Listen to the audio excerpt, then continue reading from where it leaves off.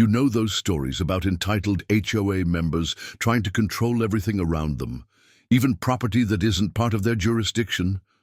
I always thought they were just exaggerated tales people shared online for attention. That is, until I met Margaret Wellington, the self-proclaimed guardian of Pine Grove Estates, who seemed to think her HOA powers extended to my 50-acre farm that wasn't even part of their association.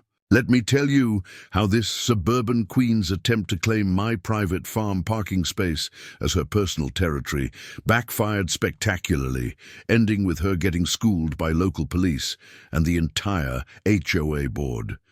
Before we jump back in, tell us where you're tuning in from.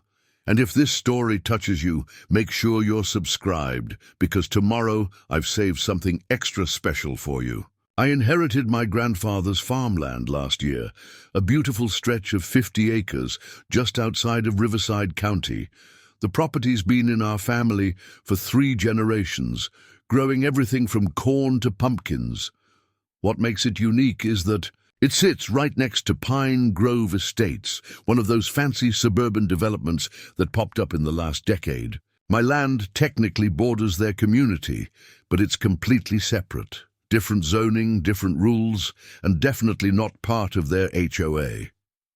The farm was a bit run down when I got it, but I had big plans. I spent months renovating the old barn, fixing up the farmhouse, and clearing out years of accumulated equipment. My goal was to turn it into a working organic farm with a small seasonal market, something to honor my grandfather's legacy while bringing fresh produce to the community. Everything was going great until about 3 months ago. I had just finished setting up my new gravel parking area near the barn. Nothing fancy, just a practical space for farm vehicles and eventually customer parking when we opened the market. It was completely on my property, about 30 feet from the property line that bordered Pine Grove Estates. That's when Margaret decided to make her grand entrance into my life. Picture this. I'm out there one morning, parking my truck after picking up some irrigation supplies, when this silver Mercedes comes screeching to a halt right at the edge of my property. Out steps this woman in designer gardening clothes, if that's even a thing, looking like she's ready for a photo shoot rather than actual yard work. "Excuse me," she called out, her voice carrying that particular tone that just screams, "I want to speak to your manager." "What do you think you're doing with this parking lot?" I was confused at first. I was literally just parking on my own property. Parking my truck?" I replied, genuinely wondering if this was some kind of weird joke. Margaret marched right up to the property line, her expensive shoes somehow staying pristine despite the dirt path. "This is completely unacceptable," she declared, gesturing at my gravel parking area like it was some kind of toxic waste dump. "This parking lot is destroying our community's aesthetic appeal. Our homes overlook this area." Now, mind you, the nearest Pine Grove house was a good 200 feet away, and I had specifically placed the parking area in a spot that wouldn't be visible from their properties. Plus, it was my land. But apparently these simple facts weren't part of Margaret's reality. "Ma'am," I said, trying to keep my voice level, "this is private property.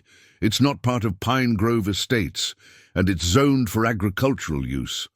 I'm well within my rights to have a parking area here." That's when I learned who I was dealing with. Margaret's face turned an impressive shade of red as she pulled herself up to her full height, which even in her expensive heels wasn't particularly intimidating.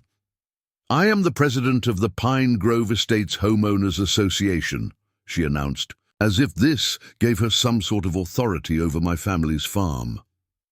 "And we have strict guidelines about parking structures and their impact on property values." Little did I know, this was just the beginning of what would turn into a months-long battle over my right to park on my own farm. A battle that would involve fake complaints, attempted trespassing, and eventually lead to one of the most satisfying moments of justice I've ever witnessed. After that first encounter with Margaret, I decided to do some research. I spent the evening going through all my property documents, zoning regulations, and local ordinances. Just as I thought, my land was completely separate from Pine Grove Estates. Different jurisdiction, different zoning, and absolutely no connection to their HOA. I even found the original agricultural exemption paperwork my grandfather had filed decades ago. The next morning, I was out early setting up some new irrigation lines when I noticed something odd. Margaret's silver Mercedes was parked at the end of Pine Grove's access road, and she appeared to be taking photos of my property. Not just quick snapshots either. She was methodically documenting everything from my gravel parking area to the old barn I was renovating. I could have confronted her, but something told me to wait and watch. Sure enough, she spent nearly an hour photographing my property, occasionally making phone calls and gesturing animatedly toward my farm. At one point, she even walked right up to my property line with a measuring tape, trying to measure the distance between the parking area and the Pine Grove boundary. Later that afternoon, I got my first hint of what she was planning. A large, official-looking SUV pulled up to my farm entrance. Turns out it was someone from the county's zoning office. The official, a tired-looking man named Mr. Rodriguez, seemed almost apologetic as he explained they'd received multiple complaints about unauthorized commercial development on my property. Someone reported that you're building an illegal parking lot and commercial complex without permits, he explained, checking his clipboard. They've submitted quite detailed documentation. I couldn't help but laugh. Would you like to see my agricultural zoning paperwork? I asked, already reaching for the files I'd gathered the night before. And the approved plans for the seasonal market? Mr. Rodriguez spent about 20 minutes reviewing my documentation, occasionally nodding and making notes. Everything appears to be in order, he finally said. Your agricultural exemption is current, and the seasonal market falls well within permitted use. The parking area is also completely compliant with agricultural property regulations. Just as he was preparing to leave, Margaret's Mercedes came cruising by, slowing down dramatically as she passed. Mr. Rodriguez noticed and raised an eyebrow. Get a lot of attention from the neighbors? He asked. You could say that, I replied. The HOA next door seems very interested in my property. He shook his head. Ah, Pine Grove Estates. This isn't the first complaint we've gotten from them about neighboring properties. Just keep your paperwork handy. Something tells me you might need it again. He was right about that.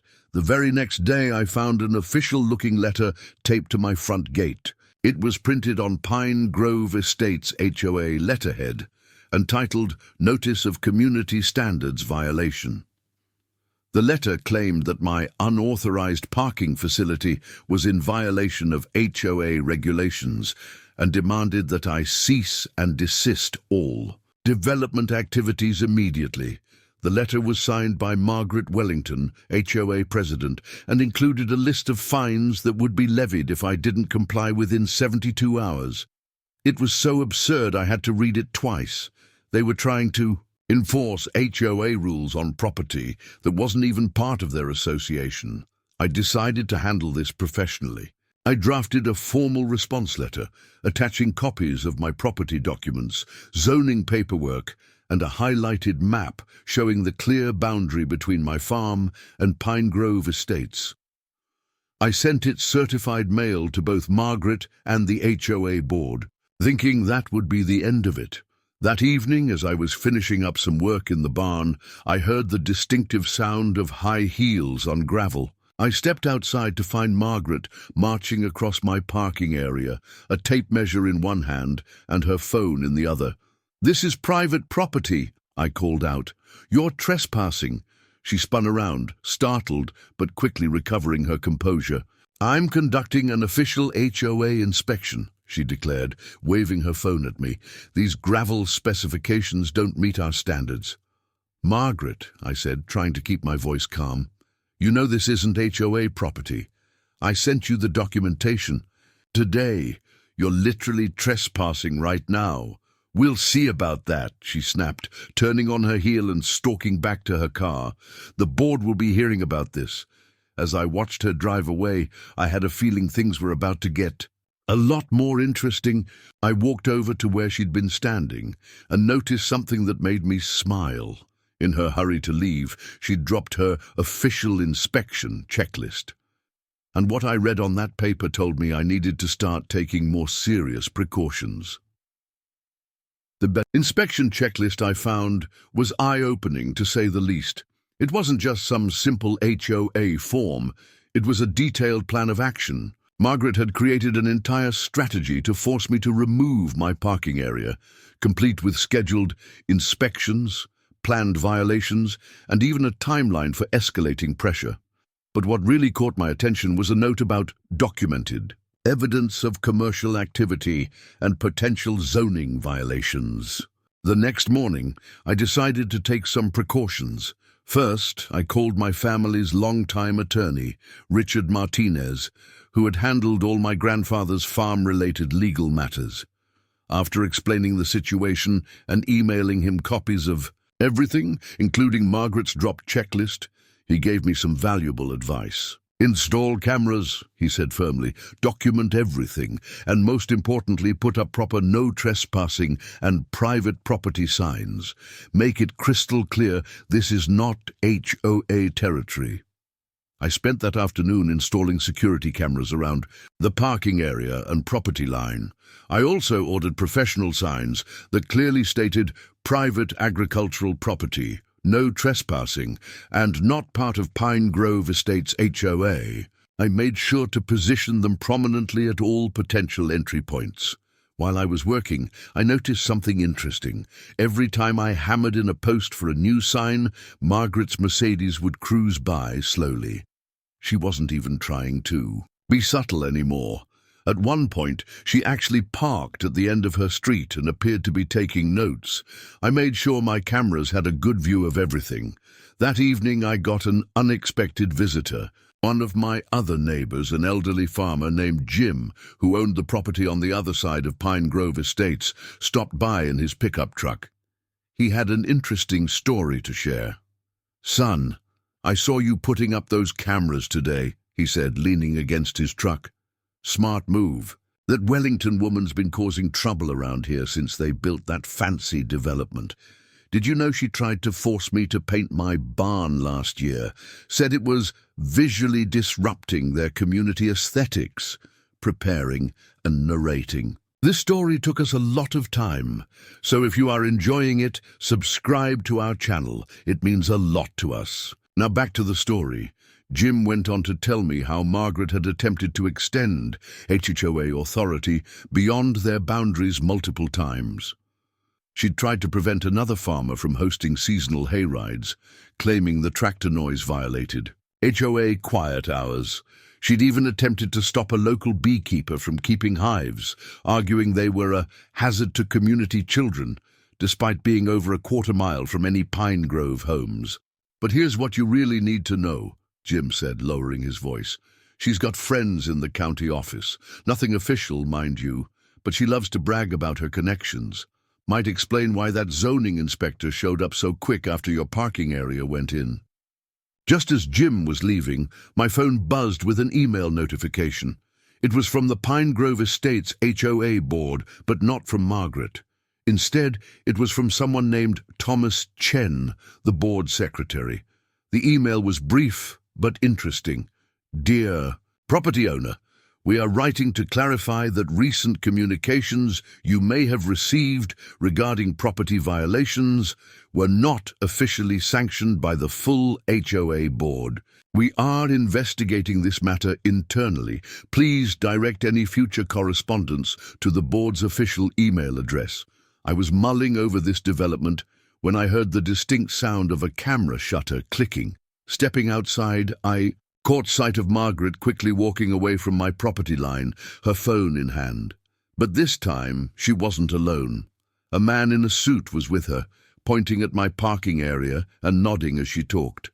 I checked my security camera feed later that evening and saw something concerning. After they finished their inspection, Margaret and her companion spent several minutes measuring the distance between my parking area and the HOA property line.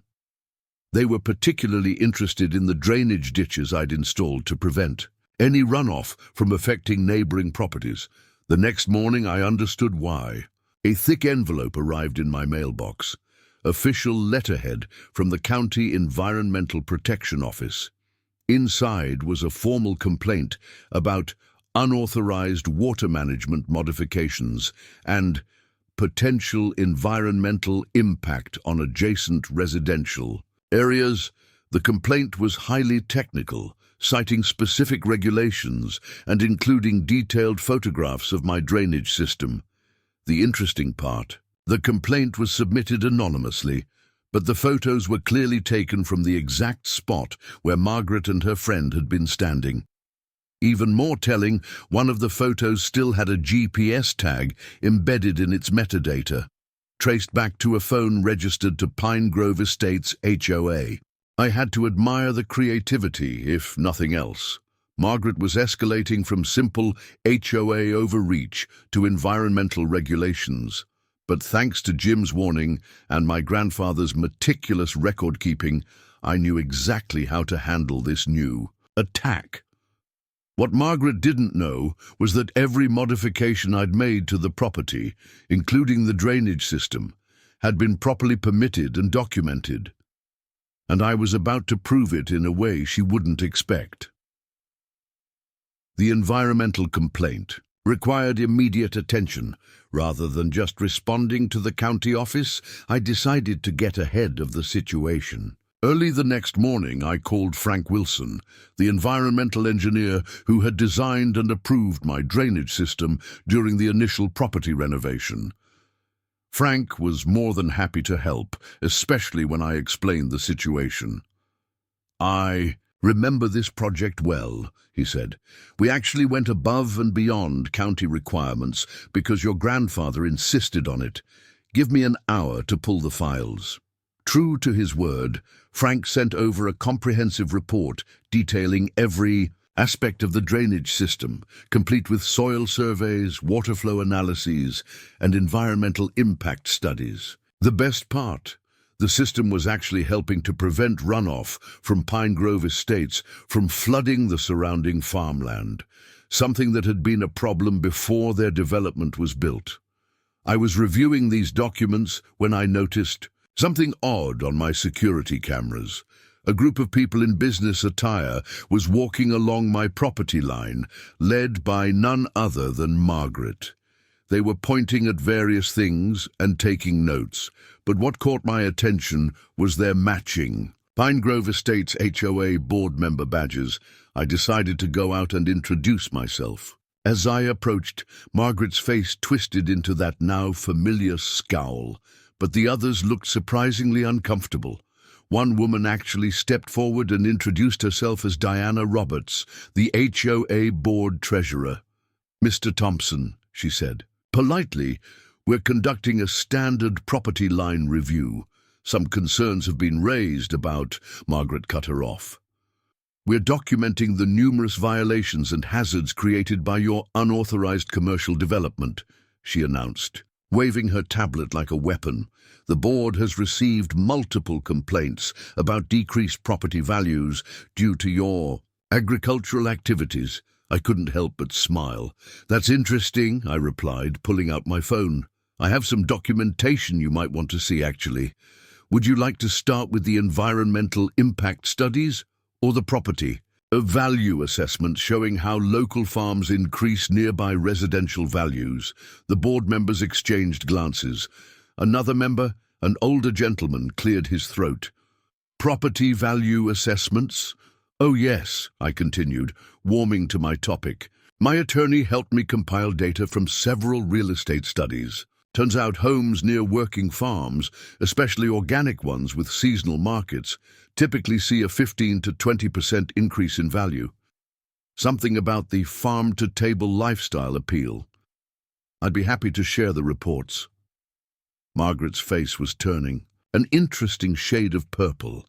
"This is irrelevant. The parking area is a violation of what exactly?" I interrupted, keeping my voice calm. HOA regulations that don't apply to my property, or are you referring to the environmental complaint that was just filed? Because I have something interesting to share about that too. I pulled up Frank's report on my phone and turned to Diana. Would you be interested in seeing how our drainage system is actually protecting Pine Grove properties? The engineering diagrams are quite clear. Before Margaret could interrupt again, Diana held up her hand. Yes, actually, we would. The board hasn't been fully briefed on these matters, despite recent actions taken in our name. I spent the next 20 minutes walking the board members through everything: the property boundaries, the drainage system, the agricultural zoning, and my plans for the organic market. Most seemed genuinely interested, especially when I mentioned hosting seasonal community events like pumpkin picking and Christmas tree sales. Margaret stood fuming throughout the entire conversation, her tablet clutched so tightly her knuckles were white. When Diana suggested forming a community partnership between the farm and Pine Grove estates, Margaret finally exploded. This is outrageous. He's manipulating you all. I've already filed complaints with every relevant agency. The environmental office will shut this all down, and then, about those complaints, I interjected smoothly, would you like to explain why they were filed from an HOA-registered device? Or why the photos included GPS data from your phone, Margaret? The silence that followed was deafening. The board members turned to stare at Margaret, who suddenly seemed very interested in her expensive shoes. Diana's expression hardened. Margaret, did you file official complaints using HOA resources without board approval? Again. But before Margaret could respond, we were interrupted by the sound of tires on gravel. A county environmental protection vehicle was pulling up to my parking area, and the official stepping out was someone I recognized, the same inspector who had approved my original drainage plans. Margaret's face lit up with triumph, but I noticed something she didn't. The inspector was carrying a copy of Frank's report, and he didn't look happy. What happened next would prove to be a turning point in this entire situation, though not in the way Margaret expected. The environmental inspector, Dave Martinez, walked straight toward our group with purpose in his step. Margaret stepped forward, practically beaming.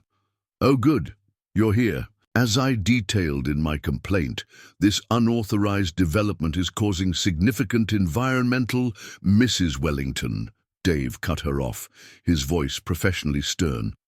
"I'm actually here because of some concerning irregularities in the complaints filed." He turned to address the whole HOA board. "I'm Dave Martinez, Senior Environmental Inspector. I was the one who originally approved Mr. Thompson's drainage system plans last year." Margaret's smile faltered. "But the runoff calculations I submitted were manipulated," Dave finished flatly. He pulled out several documents from his folder. "The data in your complaint was selectively edited from our original environmental impact study. Important context was removed, making normal drainage patterns appear problematic. This is a serious matter." The HOA board members were now staring at Margaret with expressions ranging from shock to anger. Diana, the treasurer, spoke first. "Manipulated data? Margaret, please tell me you didn't." "I had to do something," Margaret burst out. "He's turning our exclusive community into some kind of farming theme park. The property values are likely to increase." Dave interrupted again, pulling out another document. "Your complaint actually prompted me to review recent property assessments in the area. Properties near working farms with community engagement, like markets and seasonal events, typically see significant value increases. I brought those statistics as well." I couldn't help but notice Diana making careful notes on her tablet as Dave spoke. Margaret, meanwhile, was turning an interesting shade of red. "Those numbers can't be right. I have my own research." "From where?" Diana asked sharply. "The same place you got the manipulated environmental data." Before Margaret could respond, Dave cleared his throat. "There's another matter we need to discuss." During our review, we noticed something concerning about Pine Grove Estate's own drainage system. Your development's runoff has been improperly channeled toward agricultural lands. In fact, Mr. Thompson's new drainage system has been helping prevent flooding that your development would otherwise be causing. The revelation hit like a bombshell. Board members were whispering among themselves, and Margaret looked like she might faint. Dave continued, "Without his improvements, you'd be facing significant liability for damage to surrounding farmland. I've brought the relevant documentation for the board's review." Diana took the papers, scanning them quickly. This is very concerning. Margaret, as HOA president, you should have been aware of these issues. Why weren't we informed?" I was handling it," Margaret stammered. "Everything was under control until he started making changes. Changes that saved your development from potential lawsuits," I pointed out quietly. "My grandfather noticed the flooding issues years ago, but never pursued legal action. He believed in being a good neighbor." Dave nodded. "Speaking of being a good neighbor, I should mention that Mr. Thompson's drainage system design has become something of a model for our office. We're actually considering requiring similar systems for new developments near agricultural areas." Margaret suddenly found her voice again. "This is ridiculous. He's obviously manipulated you all. I have other evidence, photos of commercial vehicles, documentation of irregular activities." "You mean the photos you've been taking while trespassing on my property?" I asked mildly. "I have security camera footage of every incident, including timestamps matching the metadata in your complaint photos." Dave's expression hardened. "Mrs. Wellington, filing false environmental complaints is a serious offense. Additionally, using manipulated data in official filings could result in—" "I think we've heard enough," Diana interrupted, her voice crisp. "Dave, thank you for bringing this to our attention. We'll need copies of all your documentation for our records." She turned to Margaret. "And I believe we need an emergency board meeting immediately." As the group began to disperse, I noticed Jim's pickup truck pulling up to his field across the way. He was watching the scene unfold with obvious amusement, and I could have sworn he gave me a thumbs up. But Margaret wasn't done yet. As everyone else walked toward their cars, she lingered behind, then suddenly marched up to me. "This isn't over," she hissed. "I have other ways to protect our community from people like you. You have no idea what I'm capable of." I just smiled and pointed to the security camera quietly recording everything. "Actually, Margaret, I think I'm starting to get a pretty good idea." As I watched her storm off to her Mercedes, I had a feeling she was right about one thing: this wasn't over. But somehow, I doubted the next round would go any better for her than this one had. What I didn't know was just how creative she'd get with her next attempt to assert control over my farm, or how spectacularly it would backfire. The next few days were surprisingly quiet. Too quiet, really. Margaret's Mercedes was conspicuously absent from its usual surveillance route past my property, and even the Pine Grove Estates board members seemed to be laying low. I used the calm to make progress on my seasonal market preparations, setting up display stands in the renovated barn and organizing the parking area with clear markers for future customer spots. Jim, my neighboring farmer, stopped by again one afternoon while I was installing some solar-powered lighting for the parking area. "Heard about what happened with the environmental inspector," he said, leaning against his truck. "Word travels fast around here. But you might want to know something interesting." He went on to tell me that Margaret hadn't been seen at any of her usual spots in town. Not at the country club, not at her regular salon appointment, not even at the weekly farmers' market, where she usually complained about the produce prices. "But," Jim added, "her car's been spotted at the county courthouse 3 times this week." I was mulling over this information when Diana, the HOA treasurer, unexpectedly pulled up to my property. She looked uncomfortable as she got out of her car, clutching a leather portfolio. "Mr. Thompson," she said, glancing around nervously. I probably shouldn't be here, but I felt you needed to know something. We had our emergency board meeting about Margaret's actions, and things got intense. According to Diana, Margaret had refused to acknowledge any wrongdoing in the environmental complaint situation. Instead, she'd presented a new strategy to the board. She wanted to claim that my farm's entrance created a traffic hazard for Pine Grove residents and demand that I close my planned parking area completely. She's gotten some lawyer involved, Diana explained, showing me some papers. They're trying to argue that your farm entrance and parking area will create dangerous conditions when your market opens. Margaret's planning to file an injunction to stop you from opening until a full traffic study can be completed. I started to respond, but Diana wasn't finished. There's more. She's also trying to claim that your property is actually encroaching on HOA land by a few feet, based on some old survey markers she says she found. The board didn't approve any of this, but she's moving forward anyway, using her personal lawyer. I thanked Diana for the warning and immediately called my attorney, Richard. After hearing the situation, he chuckled. She really doesn't know when to quit, does she? But she made a crucial mistake. I handled your grandfather's last property, survey myself, and there's something about those boundaries she doesn't know. Richard explained that my grandfather had actually commissioned an extensive professional survey just 5 years ago, complete with GPS coordinates and modern mapping techniques. The survey had been prompted by the construction of Pine Grove estates, as my grandfather wanted to ensure clear documentation of the boundaries. Even better, Richard added, your grandfather actually owns an additional 10-foot strip beyond what most people think is the property line. He bought it specifically as a buffer when the development was being built. Margaret's claim of encroachment isn't just wrong. It's going to prove she's the one who's been trespassing. The next morning, I got my first look at Margaret's new strategy in action. A man in an expensive suit was walking along my property line, placing small flags in the ground and taking photographs. Through my security cameras, I could see Margaret watching from her car parked down the street.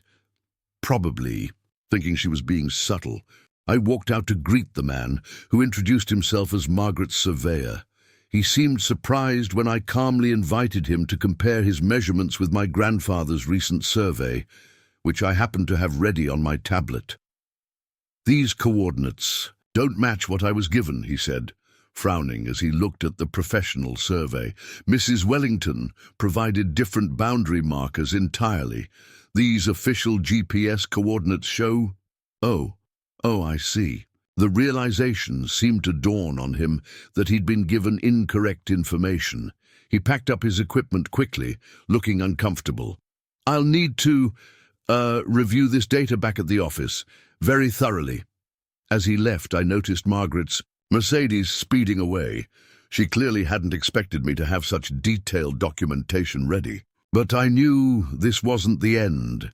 Someone willing to manipulate environmental data and file false surveys wouldn't stop here. Sure enough, that evening I received an official-looking letter from Margaret's lawyer claiming immediate action was required regarding the boundary dispute and urgent safety concerns. The letter demanded that I cease all work on the parking area and market preparations until their investigation was complete.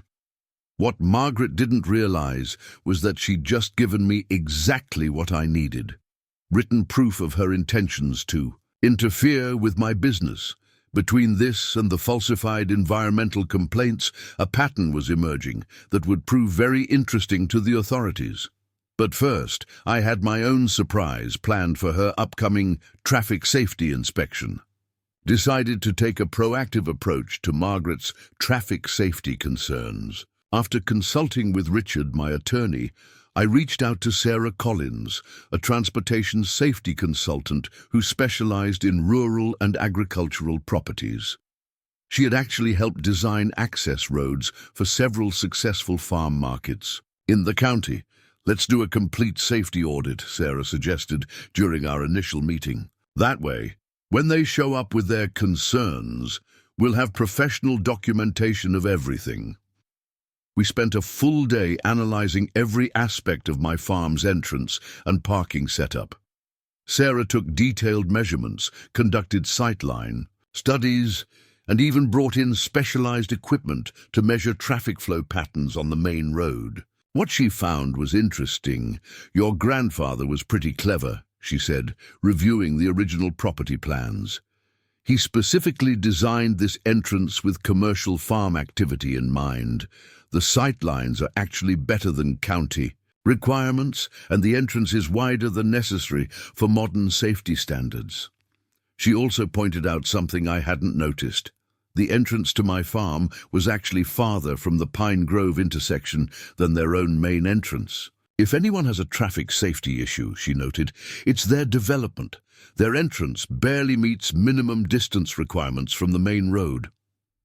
I was reviewing Sarah's preliminary report when I spotted a familiar group approaching my property. Margaret was leading what appeared to be her own safety inspection team. Her lawyer, 2 consultants in suits, and surprisingly, Thomas Chen, the HOA board secretary. I met them at the property line, Sarah's report in hand. Margaret's lawyer stepped forward, introducing himself as James Davidson. "We're here to conduct a safety evaluation of your proposed commercial operation," he announced, as if he had some official authority. "Perfect timing," I replied cheerfully. "I just had a complete safety audit done by a certified transportation consultant. Would you like to review her findings?" Davidson faltered slightly, but recovered quickly. "Our experts will need to conduct their own assessment."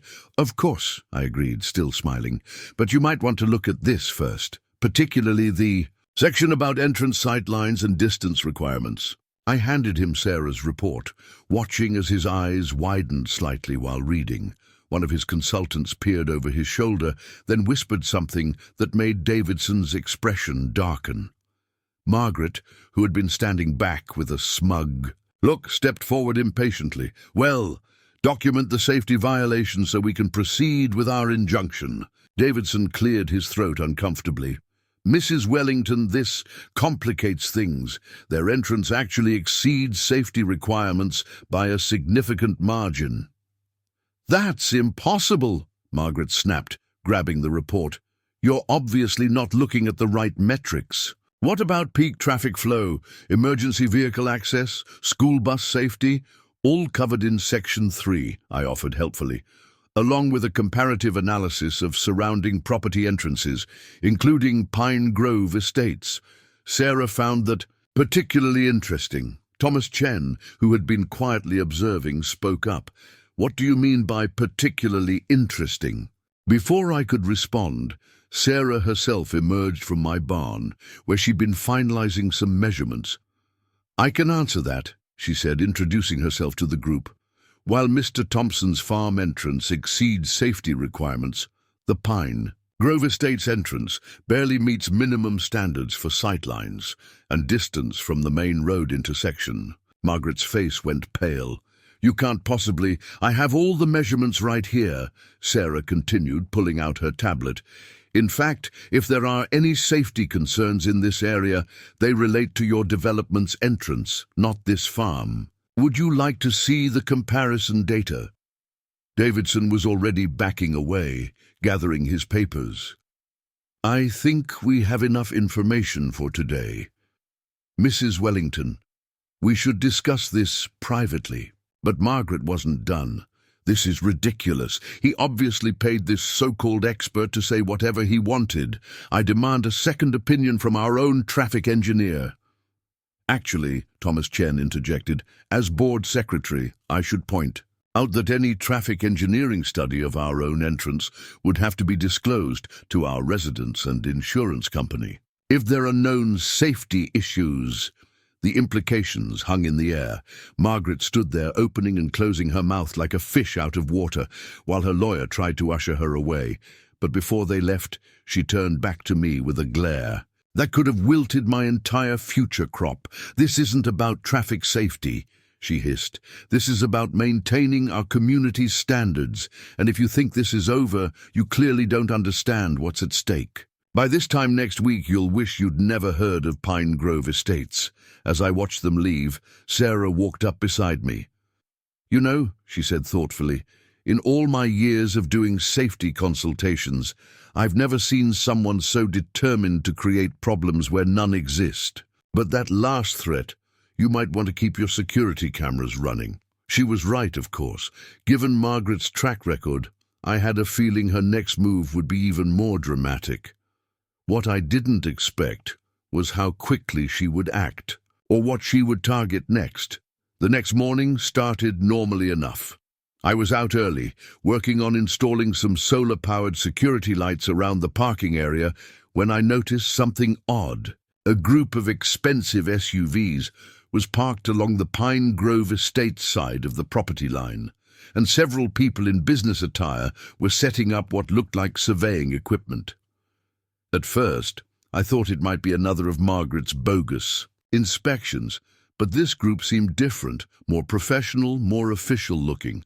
I was about to walk over and investigate when Jim's pickup truck came racing down his access road, kicking up dust.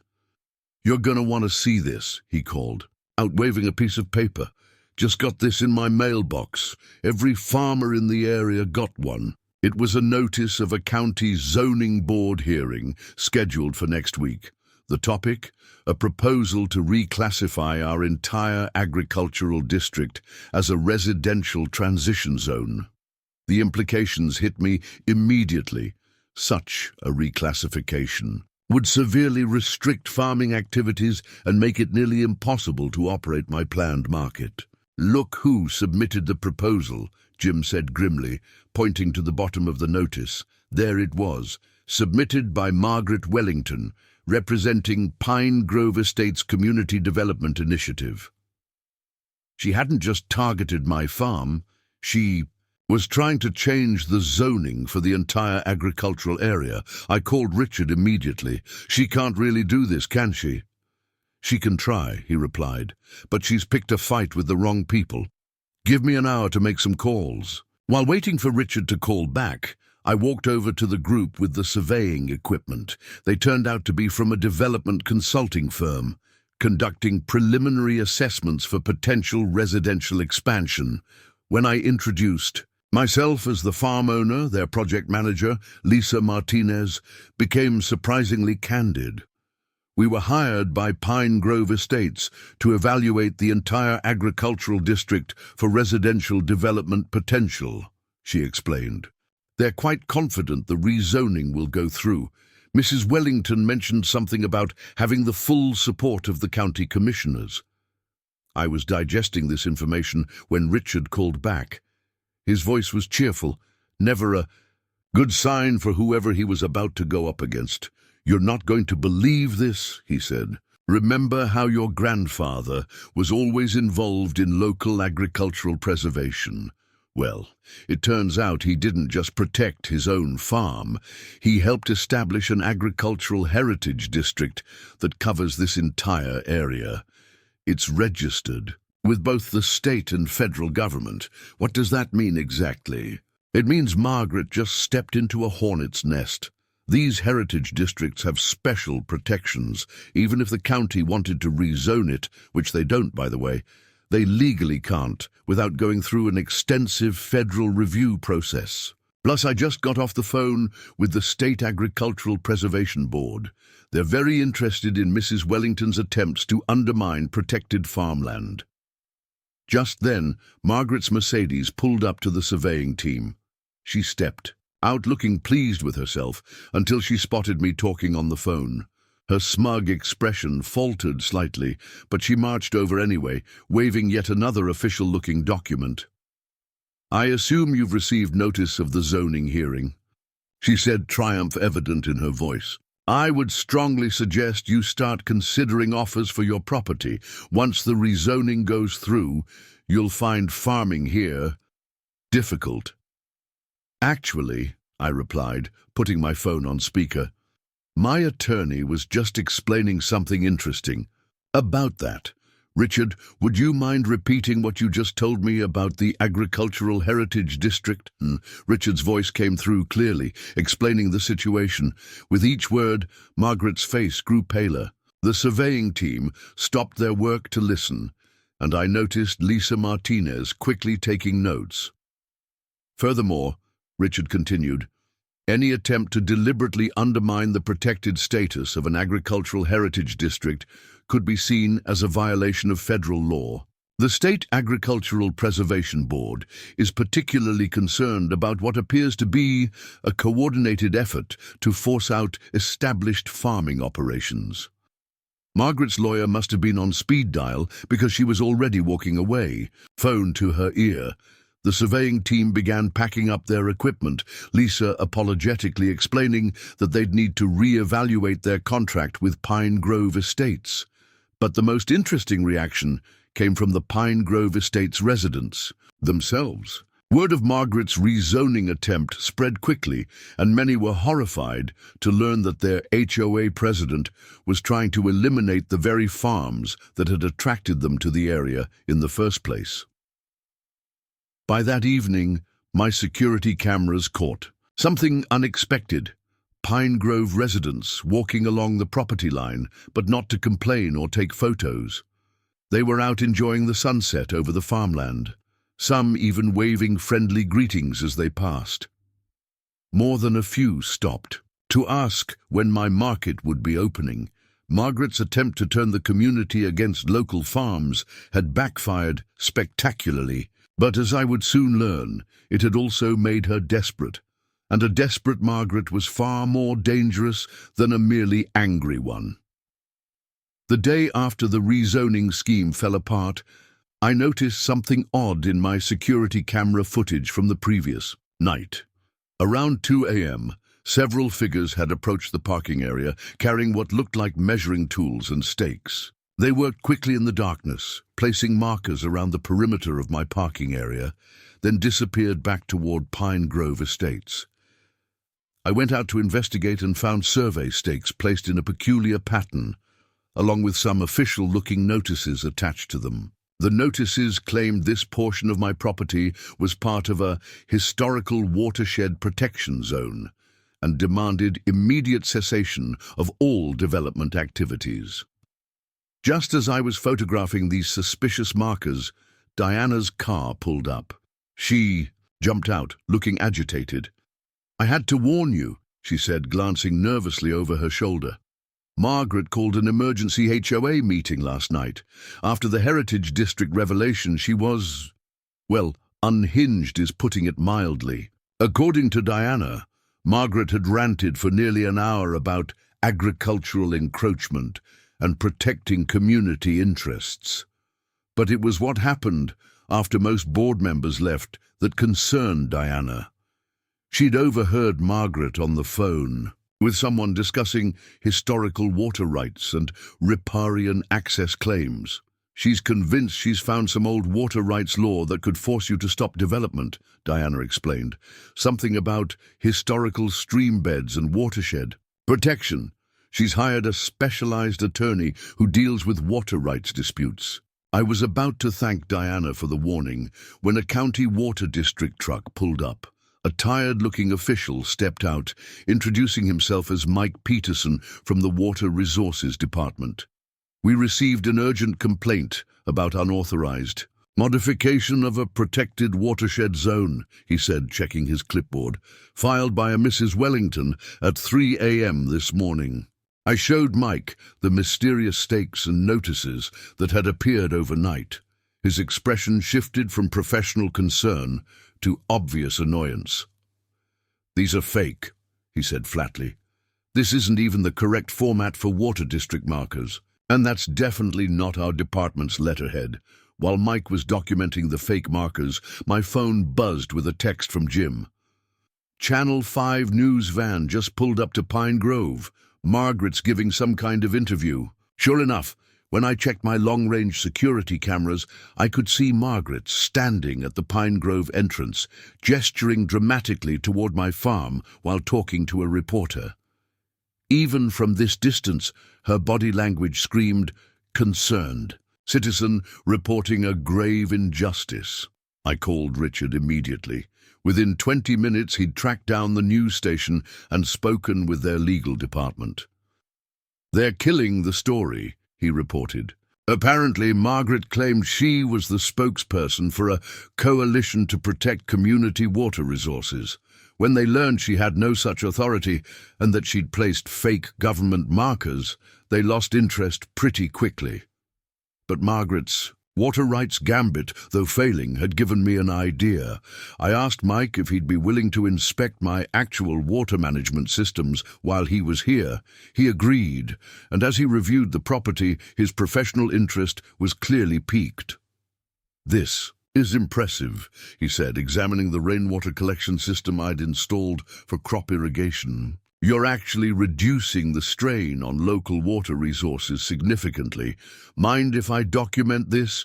We've been looking for good examples of sustainable agricultural water management." While Mike was conducting his inspection, more pine grove. Residents began gathering at the property line, drawn by the news van and official water district truck. But instead of the hostile crowd Margaret might have hoped for, they were genuinely interested in the water conservation systems. One resident, an environmental science teacher named Robert, was particularly enthusiastic. "This is exactly what we should be encouraging," he said loudly enough for everyone to hear. "Sustainable farming, water conservation, local food production. Isn't this better than more cookie-cutter housing?" The crowd's positive reaction must have infuriated Margaret, who suddenly appeared, marching toward us with a new stack of papers. "This property is in violation of historical watershed protection statutes," she announced. "I have documentation." "Proving—" "Mrs. Wellington," Mike interrupted, holding up his badge. "I'm from the actual Water Resources Department, and I can assure you there are no violations here. However, we are very interested in these counterfeit government markers that appeared overnight. Would you happen to know anything about those?" Margaret's face went through several interesting color changes.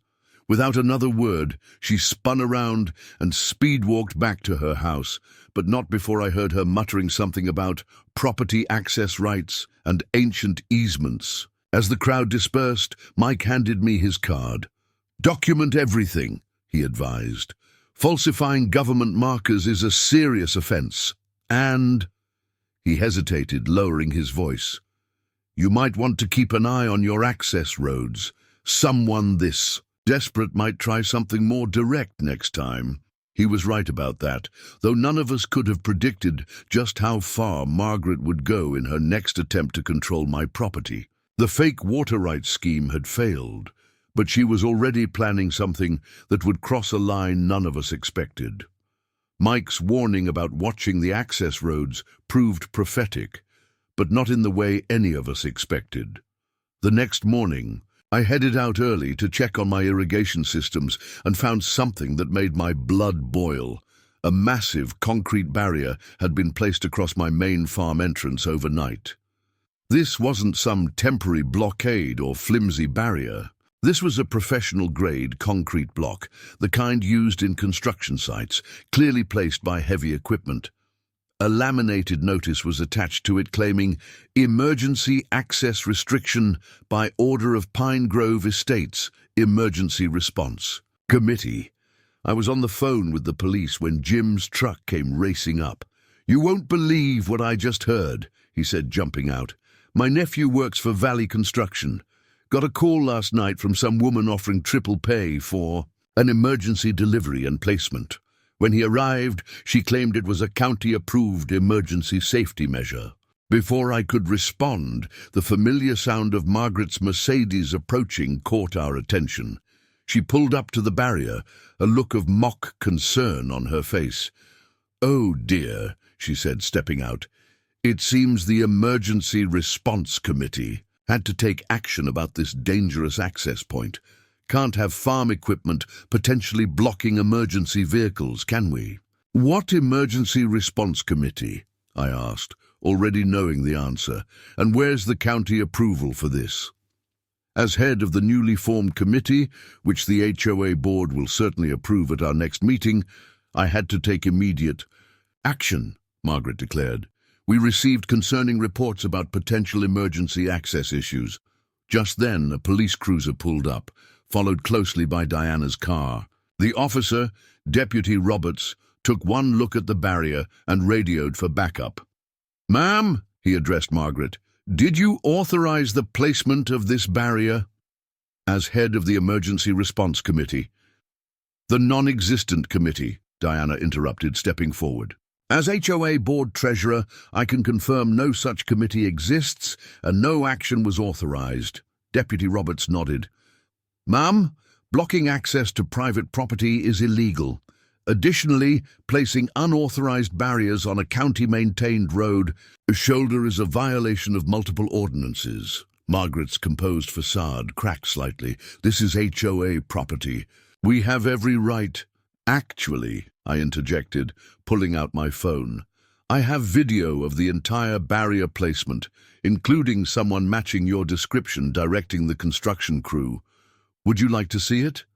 The color drained from Margaret's face as I played the security footage. The video clearly showed her directing the concrete barrier placement at 2 a.m., handing over what appeared to be an envelope to the construction workers and supervising the installation. "That's unauthorized use of HOA funds," Diana said sharply, making notes on her tablet. "As treasurer, I can confirm no such expenditure was approved."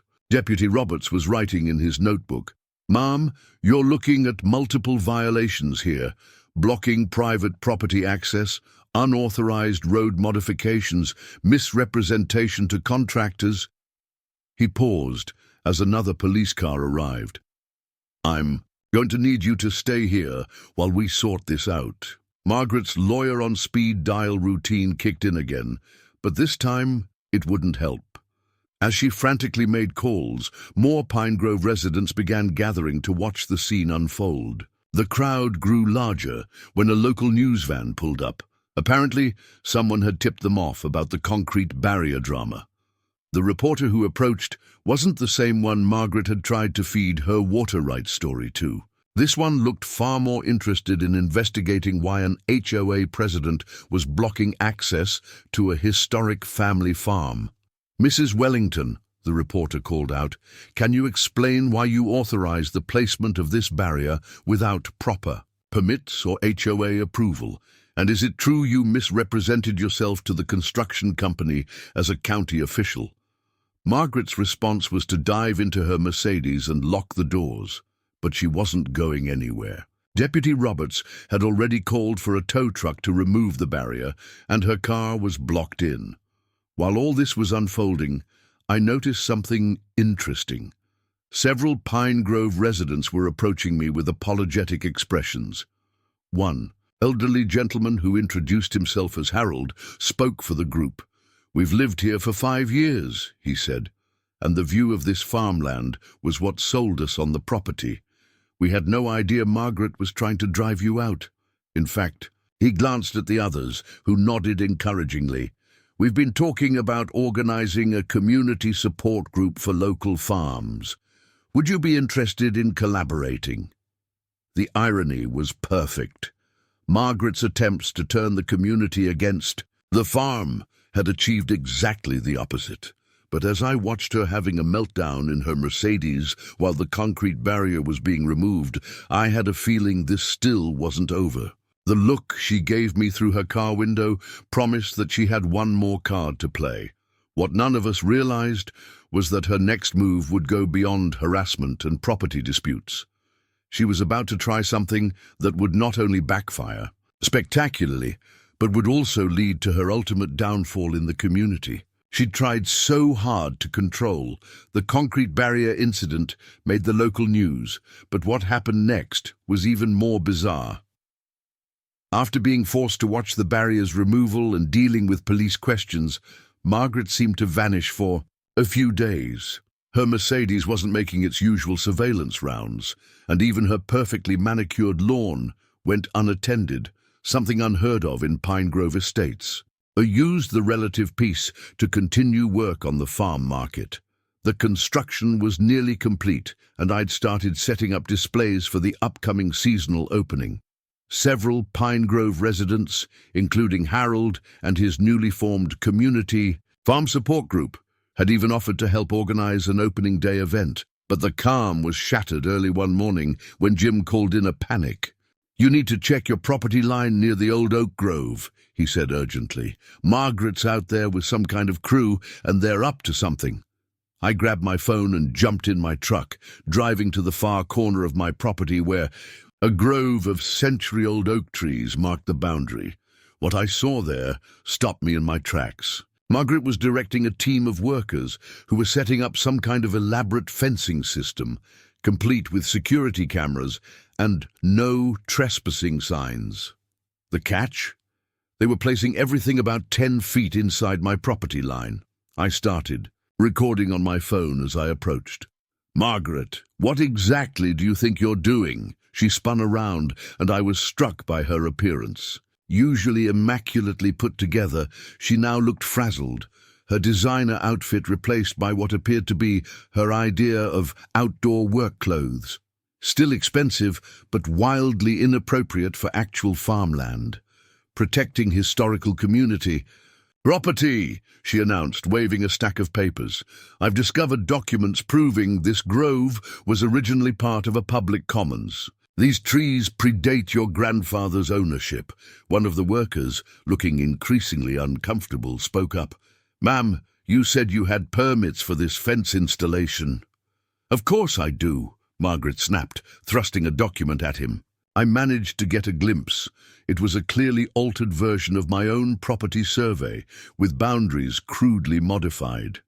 I called Richard immediately, putting him on speaker. After I described the scene, he sighed heavily. "Margaret, I know you can hear me. Those trees are part of a registered agricultural heritage site. Moving property markers is a criminal offense, and those altered documents could constitute fraud. These are public heritage trees," Margaret insisted, her voice rising. "They belong to the community. You can't just keep them behind some farming operation." By now, several Pine Grove residents had gathered to watch the spectacle. Diana arrived with Thomas Chen, both looking mortified. "Margaret," Diana called out, "the board never authorized this. You need to stop immediately." "The board? The board?" Margaret's laugh had a slightly hysterical edge.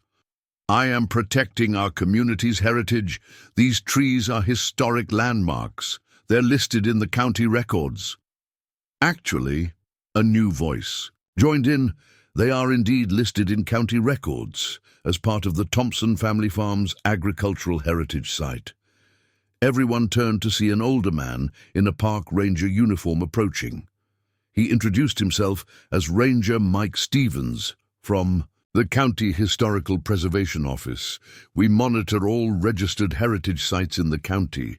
When we got reports of unauthorized construction near protected trees, I came to investigate." Margaret thrust her papers at him. "These documents prove are poorly altered copies of the original Thompson Farm survey," Ranger Stevens finished, barely glancing at them. "Ma'am, I've worked with this property for 20 years. I personally helped register these trees as part of the farm's historical agricultural landscape." The workers had already started packing up their equipment, wanting nothing to do with the situation. Margaret stood there, clutching her altered documents, as Ranger Stevens took photos and made notes about the attempted fence installation. "You don't understand," she said, her voice taking on a desperate edge. "These trees are meant to be public. The community needs access. You can't just farm around them." "Actually," Harold spoke up from the gathered crowd, "we prefer them exactly where they are, part of the historic farmland that makes our community special." Margaret's response was unexpected. She marched up to the nearest oak tree and pulled out what appeared to be a handmade Historical Community Commons plaque, attempting to nail it to the trunk. "Margaret," Diana shouted, "stop damaging the heritage." "Trees!" Ranger Stevens was already on his radio calling for assistance, but before anyone could reach her, Margaret lost her balance on the uneven ground. She stumbled backward, her designer work boots offering no actual traction, and landed right in a patch of poison oak that grew beneath the trees. The sight of Margaret Wellington, self-proclaimed defender of community standards, covered in mud and scrambling to get out of poison oak while still clutching her fake documents, was almost surreal, but it was her parting words as she stormed off that really concerned me. "This isn't over," she screeched, trying to maintain dignity despite her muddy, leaf-covered state. "Just wait until the Historical Society hears about this. Just wait until they learn what's really been happening to their precious agricultural heritage." As we watched her storm off toward Pine Grove, Ranger Stevens turned to me with a worried look. "You might want to keep those security cameras running. Something tells me she's not done trying to protect these trees." He was right. Margaret was already planning her next move, and it would prove to be her most outrageous attempt yet to seize control of my farm property. The day after the heritage tree fiasco, I received an unexpected visit from Carol Martinez, the head of the County Historical Society. She arrived in a cloud of dust, her vintage Volvo looking oddly out of place next to my farm equipment. "I apologize for dropping by unannounced," she said, "but we've received some interesting communications about your property. Multiple urgent emails, actually, all from the same person." She pulled out a tablet and showed me dozens of emails from Margaret, each more frantic than the last. They were filled with wild claims about historical destruction and erasure of community heritage. One particularly dramatic message claimed, "I was deliberately destroying historical artifacts to make way for my parking area. Normally, we don't respond to this type of complaint," Carol explained. But the sender was quite persistent. She even showed up at our office yesterday, demanding an emergency preservation order for something she calls the Community Heritage Grove. Just then, we heard the distinctive sound of Margaret's Mercedes approaching.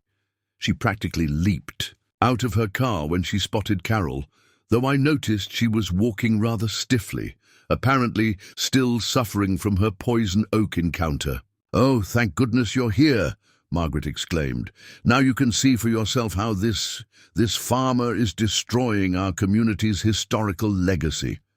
Carol's expression remained professionally neutral. "Mrs. Wellington, I presume. Perhaps you could show me these historical artifacts you mentioned in your emails."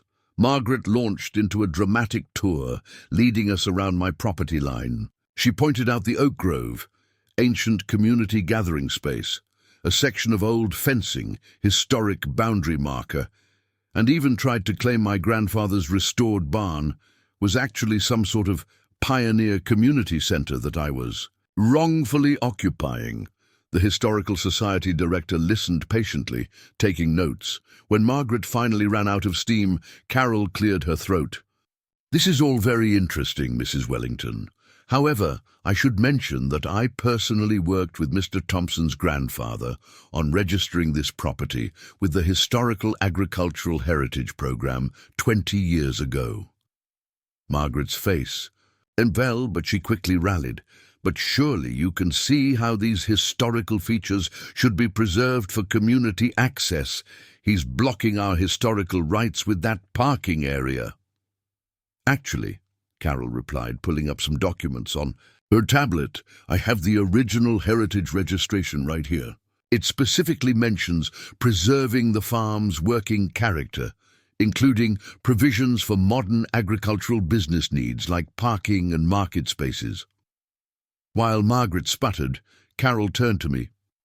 "In fact, Mr. Thompson, your grandfather was quite forward-thinking. He even included guidelines for future development that would maintain the property's historical farming character while allowing for modern sustainable agriculture practices.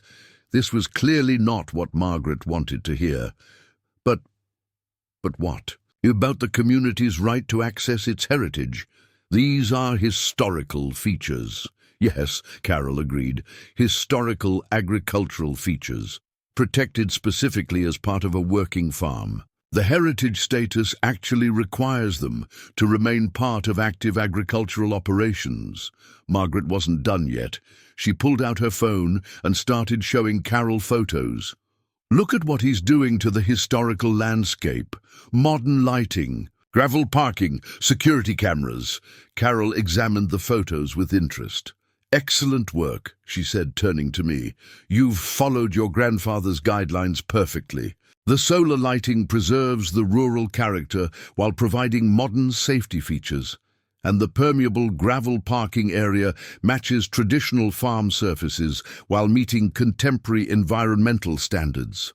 By now, several Pine Grove residents had gathered to watch, including Harold and his farm support group. Margaret, desperate for allies, turned to them. "Don't you care about preserving our community's history?" "We do," Harold replied. "That's why we're supporting the farm. This land's history is agricultural. It should stay that way." Margaret's response was to pull out one final document with a flourish. "Then explain this. I found it in the county archives." Carol took the paper, studied it briefly, then smiled. "Ah, yes, this is a survey map from 1908, but I'm not sure it helps your case, Mrs. Wellington. It clearly shows this entire area marked as Thompson Family Agricultural Holdings.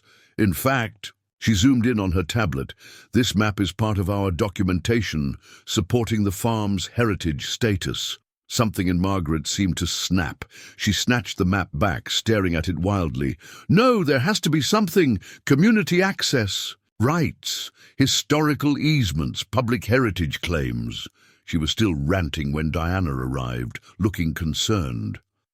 "Margaret, the board just received notice that you've been attempting to file historical preservation claims under the HOA's name without authorization. We need to discuss this immediately." As Margaret was led away by Diana, still clutching her useless map, Carol turned to me with a thoughtful expression. "You know, your grandfather would be proud. He always said the best way to preserve agricultural heritage was to keep the farms working and evolving. But," she glanced in the direction Margaret had gone, "you might want to prepare for more trouble. People this fixated on controlling historical preservation rarely give up easily." She was right. Even as Margaret was being dragged into an emergency HOA board meeting, she was already formulating her next plan, one that would involve not just history, but a bizarre attempt to claim my farm had some sort of spiritual significance to the community. The day after Margaret's historical preservation claims fell apart, I noticed something strange happening at the edge of my property. A group of people, dressed in flowing robes, was walking around the oak grove, led by none other than Margaret herself. She had traded her designer clothes for what appeared to be a hastily assembled spiritual leader costume, complete with crystal jewelry and a walking stick. I called Jim immediately. "Are you seeing this?" "Oh yeah," he chuckled. "Word is she's claiming the oak grove is some kind of ancient spiritual site. Started a Facebook group called Guardians of the Sacred Grove last night. Already has 15 members, though I hear most of them are her online meditation group from the city." I watched through my security cameras as Margaret led her group in what looked like an improvised ceremony. They were placing crystals around the trees and tying ribbons to branches, all while Margaret waved her walking stick and proclaimed something about ancestral energies. The situation got more complicated when a local news van pulled up. Apparently, Margaret had tipped them off about a spiritual community fighting to protect sacred land from commercial development. The reporter looked skeptical, but with the slow news day and the visual of people in robes dancing around ancient oak trees, they decided to film anyway. That's when Diana and Thomas Chen arrived, looking mortified. "Margaret," Diana called out, "the board just received complaints about unauthorized spiritual gatherings on private property." Margaret turned to the news camera with dramatic flair. This is more than private property. These ancient oaks have been a spiritual gathering place for generations. The parking area is disrupting the sacred energy fields. The reporter, trying to maintain professionalism, turned to me. Mr. Thompson, how do you respond to claims that your farm development is disturbing a spiritual site? Before I could answer, an elderly voice called out from the growing crowd of onlookers. That's absolute nonsense. Everyone turned to see Mrs. Eleanor Thompson, my grandfather's 85-year-old sister, making her way forward with her cane. She had seen the news van and driven over from her house in town. I've lived in this area for over 8 decades, Eleanor announced clearly. The only ceremonies ever performed in that grove were annual apple harvests and family picnics. My brother insisted on preserving those trees because they're part of our agricultural heritage, not some made-up spiritual nonsense. Margaret tried to interrupt, waving her crystal-decorated walking stick. But the ancient energies, the only ancient energy in that grove, is from the countless farm workers who've rested in its shade over generations, Eleanor countered. Including your grandfather, young lady, who used to help with our apple picking. When you were just a child, the news crew's interest visibly shifted. Mrs. Wellington, is this true? Your grandfather was a farm worker here? Margaret's face went pale. That was different. He was just helping with the harvest. For 10 seasons straight, Eleanor continued mercilessly. Always said those. Oak trees provided the best lunch spot in the county. Used to bring you along sometimes, until you decided you were too sophisticated for farm work. The reporter was now fully focused on this new angle. So your connection to this property goes back to your own childhood. When did you shift from having a personal connection to the farm to opposing its continued operation? Margaret's spiritual leader persona crumbled. This isn't about, that's not relevant. The sacred energies. Her followers were looking increasingly uncomfortable, especially as Eleanor continued sharing memories of young Margaret helping with apple harvests. Under the oak trees, one by one they began removing their robes and quietly leaving the scene. The final blow came when Harold arrived with some interesting information. Margaret, he called out, holding up his phone, why does your Guardians of the Sacred Grove Facebook group show that you created it at 3 a.m. last night? And why are all the historical spiritual claims copied from a New Age website about a completely different oak grove in England? The news crew was eating this up. Margaret, realizing her spiritual claims were falling apart as publicly as her historical preservation attempts, made a desperate final stand. None of you understand, she shouted, waving her walking stick. These trees have power, energy. They're meant to be preserved, not surrounded by farm equipment and parking spaces. I won't let their spiritual significance be destroyed by... Her dramatic speech was cut short as she tripped over one of her own ceremonial crystals, sending her stumbling into the same patch of poison oak she'd encountered during her historical preservation attempt. As she fled the scene for the second time, covered in oak leaves and ritual ribbons, I heard her yelling into her phone. From the fragments I caught, she was already planning her next approach, something about endangered species and environmental protection laws. Eleanor shook her head as we watched Margaret's Mercedes speed away. That girl never did know when to quit, she sighed, but claiming spiritual rights to a grove where she used to eat peanut butter sandwiches during harvest breaks. That's a new level of ridiculous even for her. What we didn't know then was that Margaret's endangered species angle would prove even more outlandish than her spiritual claims, and would lead to consequences she never anticipated. The morning after the Spiritual Grove fiasco, I was checking my irrigation systems when Jim called with another alert. You've got to see this, he said. Margaret's out here with some wildlife expert, and they're setting up camera traps all around your property line.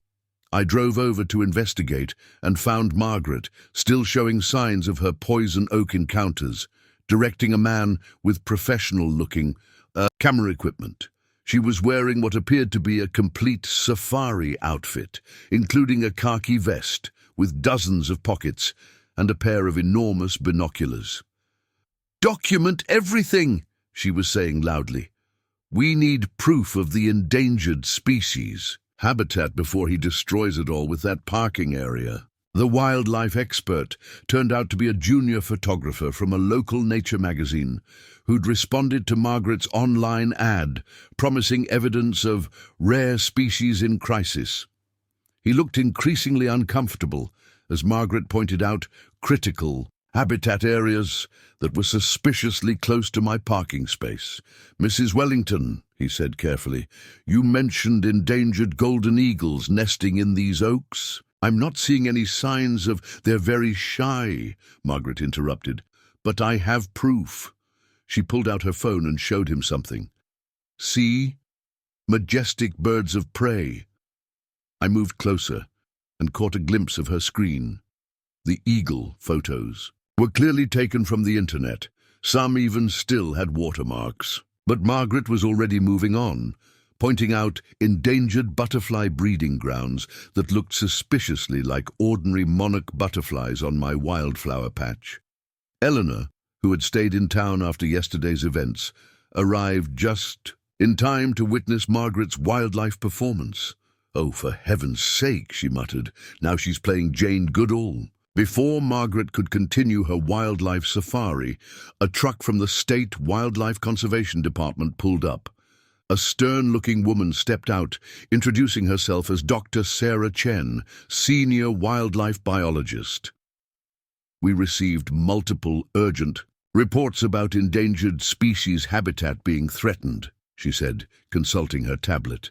"Something about golden eagles, rare butterflies, and, let me check, critically endangered farming-dependent ground squirrels." Margaret rushed forward. "Yes, finally! We must protect these precious creatures from this commercial development." Dr. Chen's expression remained professional, but I caught a slight eye roll. "Interesting, especially since I personally conducted the environmental impact study for this property 6 months ago. Mr. Thompson's sustainable farming practices are actually creating improved habitat conditions." She pulled up a map on her tablet. "The wildflower borders you've installed for crop pollination have increased butterfly populations. Common species, not endangered ones.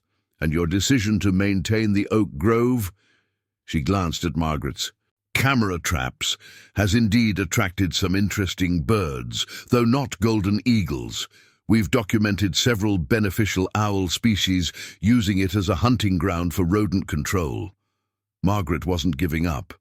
"But the ground squirrels, the rare farming-dependent, are common California ground squirrels," Dr. Chen finished, "though I must say, farming-dependent is a creative classification I haven't heard before."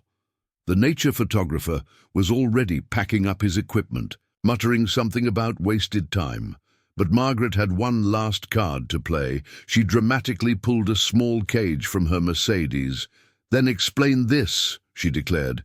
"Inside was a very unhappy-looking squirrel. I caught this endangered specimen myself, proof that this habitat needs protection." Dr. Chen's professional demeanor instantly shifted. "Ma'am, did you just admit to trapping wild animals without a permit?" Margaret's triumphant expression faltered. It was for conservation purposes. It's illegal to trap wildlife without a proper licensing," Dr. Chen stated, already pulling out her citation book. "I'll need to confiscate that trap and document this violation." But, Margaret sputtered, still holding the cage. "The parking area, the habitat destruction." "The only habitat destruction I'm seeing," Dr. Chen noted, "is your illegal wildlife interference, though I am curious about these camera traps you've placed on private property without permits." Eleanor chose this moment to add her perspective. "You know, Margaret, if you're so interested in local wildlife, you might remember how your grandfather used to teach you about farm-friendly Birds during harvest breaks. Before you decided playing in the dirt wasn't sophisticated enough for you. The gathered crowd of Pine Grove residents who'd become regular spectators to Margaret's schemes murmured with interest at this latest revelation about their HOA president's farming past. As Dr. Chen wrote up citations for illegal wildlife trapping and unauthorized camera placement, Margaret's safari persona crumbled. She jumped back into her Mercedes, leaving her camera traps behind, but not before shouting one final threat. "This isn't over. Just wait until the EPA hears about the dangerous chemicals you must be using on this so-called organic farm." Eleanor shook her head as we watched Margaret speed away. Chemicals on an organic farm. That girl's getting desperate, though I must say the safari outfit is a step up from yesterday's spiritual robes. Dr. Chen finished her paperwork and released the frustrated squirrel, which immediately ran up one of the disputed oak trees. "You might want to document any future wildlife-related incidents," she advised. "Some people don't know when to stop escalating situations." She was right about that. Margaret's next move would prove that she had completely lost touch with reality and would lead to consequences even she couldn't talk her way out of. The day after Margaret's failed wildlife protection scheme, I arrived at my farm to find hazmat suits.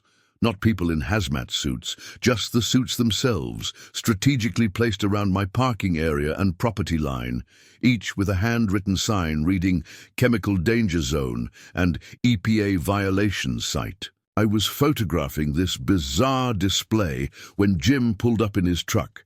"You're going to want to see this," he said, handing me his tablet. On it was a local community Facebook group where Margaret had spent the entire night posting evidence of alleged chemical usage on my farm. Her proof: photos of my irrigation system that she'd somehow managed to twist into looking suspicious. "Check out the comments," Jim suggested. I scrolled down to find Margaret actively responding to every comment, claiming she had insider knowledge of dangerous agricultural chemicals being used. She'd even posted a video of herself walking along my property line in her own hazmat suit, dramatically testing the soil with what appeared to be a pool testing kit. Before I could finish reading, a familiar Mercedes screeched to a halt near my property. Margaret emerged wearing yet another hazmat suit, this one accessorized with designer rain boots and what appeared to be a makeshift air quality testing device, which looked suspiciously like a modified hairdryer. "The EPA is on their way," she announced triumphantly to no one in particular, waving her fake testing device.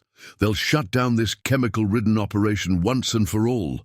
What Margaret didn't know was that I'd already contacted the EPA myself first thing that morning after seeing her late-night posts, and right on cue, an official EPA vehicle pulled up, followed by the local Organic Certification Board representative, who'd been working with me on my farm certification. Dr. Patricia Rodriguez from the EPA stepped out, took one look at Margaret's hazmat fashion show, and sighed heavily. "Mrs. Wellington, I presume. We received your 47 emails last night." Margaret rushed forward, holding out her modified hairdryer. "My readings show dangerous levels of agricultural toxins and unauthorized chemical storage in that barn." Dr. Rodriguez checked her tablet. "Interesting. Because according to our records, this property is currently undergoing organic certification.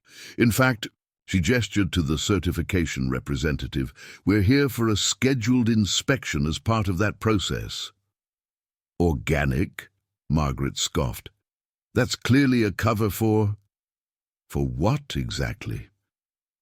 Eleanor's voice cut in as she approached from her car. "A cover for the same natural farming methods your grandfather used to teach you about. The ones you used to be so interested in before you decided farming wasn't prestigious enough." The certification representative, Mark Jenkins, stepped forward. "Mrs. Wellington, we take organic certification very seriously. Your claims about chemical usage are very serious accusations. Do you have any actual evidence?" Margaret thrust her hairdryer forward. "My readings..." Is that a Conair 1875? Mark asked, squinting at her testing device. Ma'am, that's a hairdryer with some LED lights glued to it. Dr. Rodriguez was already examining one of Margaret's staged hazmat suits. These appear to be Halloween costumes, and these warning signs, she peeled one back to reveal a Party City price tag, are not official EPA notifications. Making false EPA claims is a serious offense. Margaret's face reddened beneath her. Costume hazmat mask. But the irrigation system, the storage tanks, the mysterious delivery trucks. You mean the organic composting system, Mark replied. And the rainwater collection tanks? And the local organic produce delivery service? Dr. Rodriguez was making notes on her tablet. Mrs. Wellington, filing false EPA reports and impersonating environmental officials, even badly, can result in significant fines. Also, staging fake hazmat situations can trigger expensive emergency responses. Just then, Diana and several other HOA board members arrived, having seen Margaret's Facebook posts. Diana looked at the hazmat suit display, then at Margaret's modified hairdryer, and finally at the EPA officials. Margaret, she said tiredly, please tell me you haven't been filing false EPA reports using the HOA's address. I was protecting our community from dangerous farming chemicals, Margaret protested. Someone had to take action. The only dangerous chemicals I'm seeing, Dr. Rodriguez noted, examining a leaking container near one of the costume hazmat suits, are from these cheap Halloween props you've placed on private property. We'll need to document this for proper disposal. As the EPA officials began photographing and documenting Margaret's hazmat display, Eleanor moved closer to her. You know, she said quietly, your grandfather would be so disappointed. He taught you about natural farming methods every harvest season. You used to be so proud of knowing the difference between good soil and chemical-laden dirt. Something in Margaret snapped. She threw down her modified hairdryer and pointed at me. This is all your fault. You and your fancy organic farming, your sustainable methods, your community-supported agriculture. You're destroying everything I've built here. As she stormed off to her Mercedes, she turned back one last time. You think this is over? Just wait. Just wait until everyone learns what you're really planning for this property. Dr. Rodriguez watched her speed away, then turned to me. You might want to document any future incidents. Someone this determined to find violations might resort to creating them instead. She had no idea how prophetic those words would prove to be. Margaret's next move would go beyond fake hazmat suits and modified hairdryers. She was about to attempt something that would not only backfire spectacularly, but would also lead to her final downfall in the community she'd tried so hard to control. After the hazmat suit debacle, things went quiet for a couple of days. Too quiet. Margaret's Mercedes wasn't making its usual surveillance rounds, and her frantic social media posting had completely stopped. The sudden silence made me uneasy. My suspicions were confirmed when Jim called early one morning, his voice urgent. You need to check your security cameras from last night. Something weird went down around 2 a.m. I pulled up the footage and felt my stomach drop. The cameras had captured multiple figures in dark clothing, moving around my parking area in the middle of the night. They were carrying large containers and what looked like garden sprayers. Even with the night vision, it was hard to make out exactly what they were doing, but they seemed to be spreading something across the gravel. Just as I finished watching the footage, Eleanor called. Have you looked outside yet? Because you're going to want to see this. I drove to the parking area and found an extraordinary scene. The entire gravel surface was covered in what appeared to be some kind of green growth. At first glance, it looked like moss or algae had suddenly sprouted overnight. There were also several official-looking signs staked around the perimeter. Notice, toxic growth found, area unsafe for parking, and environmental hazard, keep out. As I was examining the green substance, A county environmental health vehicle pulled up. An inspector stepped out looking confused. "We received an urgent report about toxic mold growth in a commercial parking area," he said, "filed at 5 a.m. this morning by a Mrs. Wellington."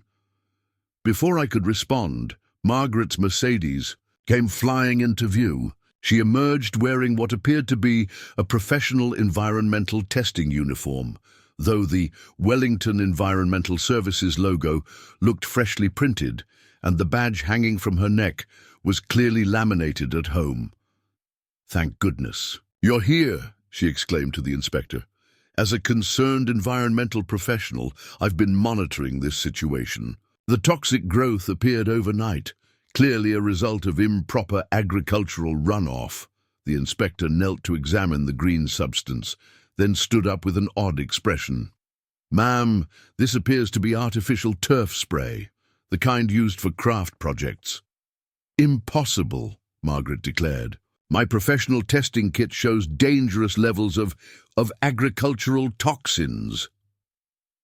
She held up what looked like a modified carbon monoxide detector with additional LED lights glued to it. Just then, Diana and several other HOA board members arrived, followed by Dr. Rodriguez from the EPA, who had been called back by the county inspector. Dr. Rodriguez took one look at the green spray and Margaret's professional outfit and pulled out her phone. "Before we proceed," she said, "I should mention I'm recording this conversation officially. Now, Mrs. Wellington, would you like to explain why you're impersonating an environmental inspector?" Margaret's confidence wavered slightly. "I'm not impersonating anyone. Wellington Environmental Services is a legitimate what?" Diana interrupted. "Because I just checked the state business registry. No such company exists. And that badge you're wearing still has the Office Depot watermark on it." Dr. Rodriguez was examining the signs. "These are also falsified government notices. And based on your security footage," she gestured to my cameras, "it appears you orchestrated the spreading of this artificial substance to create a false environmental hazard." Margaret's professional demeanor cracked. "You don't understand. He's destroying our community with this farm market. Property values, community standards. Someone had to stop him." "By committing multiple criminal offenses?" Dr. Rodriguez asked. "Creating false environmental hazards, impersonating officials, filing false reports, criminal offenses." Margaret's voice rose to a shriek. "I am protecting our community. This parking area is a threat to our way of life, our property values, our—" She was interrupted by the arrival of Harold and several other Pine Grove residents. They had brought copies of recent real estate listings, showing how proximity to the upcoming organic farm market was actually being used as a selling point for local properties. "Margaret," Harold said gently, "home values in Pine Grove have gone up 15% since news of the market spread. 3 houses sold above asking price specifically because buyers loved the idea of walking to a local farm market."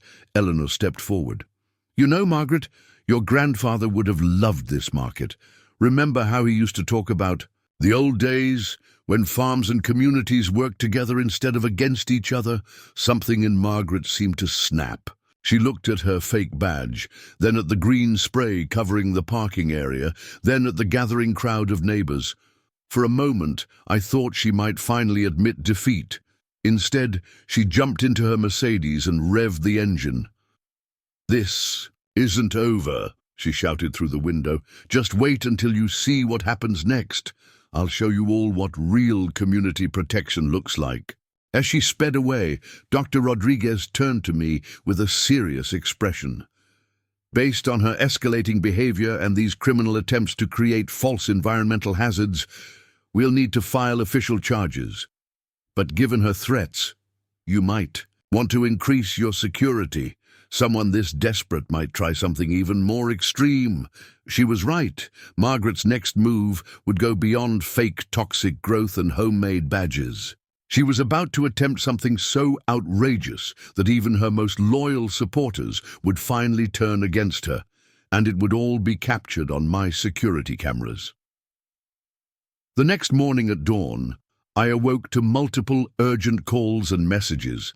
My security system had detected significant movement around the property during the night, but this time it was much more than just people with spray bottles. The security footage showed something I could hardly believe. Around 3 a.m., a small construction crew had arrived with heavy equipment, including a backhoe. They were directed by a figure that was clearly Margaret, now wearing what appeared to be a construction supervisor's outfit, complete with a hard hat, bearing the logo Wellington Construction Services. I rushed to the property and found absolute chaos. Margaret had somehow convinced a construction crew to dig a massive trench across my main access road, completely cutting off the entrance to my parking area. She had also ordered them to pile the dirt strategically around my property line, effectively creating a makeshift barrier. But that wasn't the worst part. She had also installed official-looking road closed signs and construction barriers, complete with fake permit numbers and county logos. There were even warning signs about unauthorized agricultural access and pending community development rezoning. Jim was already there when I arrived, looking both horrified and oddly impressed. "She's really outdone herself this time," he said, shaking his head. "But you might want to look at what she did to the oak grove." Around the historic oak trees, Margaret had installed an elaborate system of barrier fencing with signs declaring Protected Community Heritage Zone and no agricultural access. She had even set up a small construction trailer near the property line with Wellington Construction Services emblazoned on the side. As I was documenting the damage, Margaret arrived in her Mercedes, now wearing a construction manager's vest over her designer clothes. "Oh good, you're here to witness the Community Protection Project," she announced triumphantly. "As you can see, we're implementing necessary safety measures to prevent unauthorized agricultural encroachment on community spaces." "Margaret," I said calmly, already calling the police, "you do realize you've just committed multiple serious crimes, right?" "Crimes," she scoffed. "I'm implementing critical infrastructure improvements. I have all the necessary permits right here." She waved a stack of official-looking documents that, upon closer inspection, were clearly printed from her home computer. Within minutes, police cars began arriving, followed by county officials, EPA representatives, and a very angry-looking group of HOA board members. Diana took one look at the scene and had to sit down. "Margaret," she said weakly, "please tell me you didn't use HOA funds to hire a construction crew for this... "Of course not," Margaret declared. "Wellington Construction Services is handling everything." She proudly pointed to her makeshift construction trailer. Officer Roberts, who had dealt with Margaret's concrete barrier incident, was already checking databases on his phone. "Ma'am, there is no registered construction company under that name. Did you hire these workers under false pretenses?" The construction crew foreman stepped forward, looking worried. "She showed us permits and authorization documents, said it was an emergency community protection project. Dr. Rodriguez from the EPA had arrived and was examining the trench. This unauthorized excavation has disturbed protected agricultural soil, and these barriers are interfering with a registered heritage farm operation. The fines for this level of violation are substantial." Margaret's construction manager persona started to crack. "But the community access, the property values, the heritage preservation, the only thing you're preserving," Eleanor's voice cut in as she arrived, "is your reputation for increasingly unhinged behavior. Your grandfather would be turning in his grave, seeing you destroy farmland like this." The gathered crowd of Pine Grove residents, now including Harold and his farm support group, watched in stunned silence as county officials began documenting the damage. The construction crew, realizing they'd been duped, quickly began packing up their equipment. Margaret's final breakdown was spectacular. She climbed onto the hood of her Mercedes, still wearing her fake construction manager vest and hard hat, and began a rambling speech about community standards and property values. But as she gestured, wildly, something fell out of her vest pocket, a notebook containing what appeared to be detailed plans for further escalation. Officer Roberts picked up the notebook and began reading, his eyebrows rising higher with each page. "Mrs. Wellington," he said finally, "I'm going to need you to come down from there. These plans you've written out, they constitute evidence of premeditated criminal activity." "Criminal activity," she shrieked. "I am protecting our community. And if you think this is the end, you're all sadly mistaken. Just wait until you see what happens when I implement Phase 2 of the Community Protection Initiative." But before she could reveal her next master plan, the heel of her designer boot slipped on the Mercedes hood. She tumbled backward, landing directly in the trench she had ordered to be dug, her hard hat rolling away to reveal the price tag still attached. As she was helped out of the trench by officers, covered in the very dirt she had ordered excavated, Margaret's face showed not embarrassment but determination. Even being led to a police car didn't seem to dampen her resolve. "This isn't over," she yelled as she was guided into the back seat. "Just wait until my emergency community protection task force hears about this." What Margaret didn't know was that her notebook full of plans would reveal something far more serious than anyone expected. Something that would finally bring her campaign of harassment to a definitive end. The day after Margaret's construction site fiasco, I was called to the police station to review the contents of her notebook. What the investigators found went far beyond her harassment of my farm. It was evidence of a years-long pattern of manipulation and fraud. Detective Sarah Martinez spread the notebook pages across the interview room table. "Mrs. Wellington has been quite thorough in her record-keeping," she said diplomatically. "This isn't just about your property. She's been running what amounts to a neighborhood extortion scheme." The notebook contained detailed records of every property in Pine Grove Estates that had faced Margaret's community protection efforts. She had systematically targeted new residents, using fabricated violations and threats of fines to force them into paying special assessment fees directly to her rather than the HOA. "The interesting part," Detective Martinez continued, "is what she did with the money.